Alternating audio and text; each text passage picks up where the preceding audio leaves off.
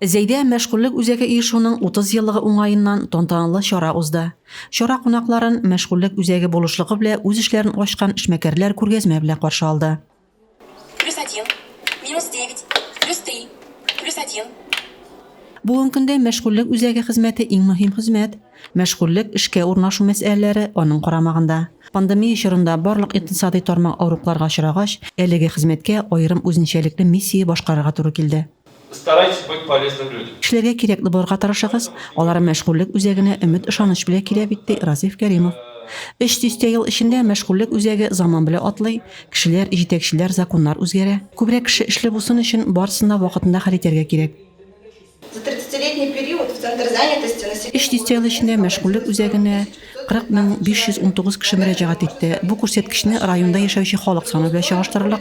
Шул дәвердән бирле 28 меңнән артык кеше эшкә урнаштырылды. 900 кеше исә үз эшен ачты, ди Екатерина Андреева. Зәй мәшгульлек үзәге коллективына уңышлы эшләүләре өчен рәхмәт сүзләре җиткерелде. уважаемым партнерам нашего Центра занятости хотелось бы также пожелать, чтобы мы находили точки соприкосновения, были полезны друг другу. Чара ахырында бер төркем хезмәткәргә Татарстан Республикасы хезмәт мәшгульлек һәм социаль яклау министры, район башлыгы, башкарма комитет җитәкчесе рәхмәт хатлары тапшырылды. Рәзимә Кашапова, Юлия Казамарова, Зәй хәбәрләре.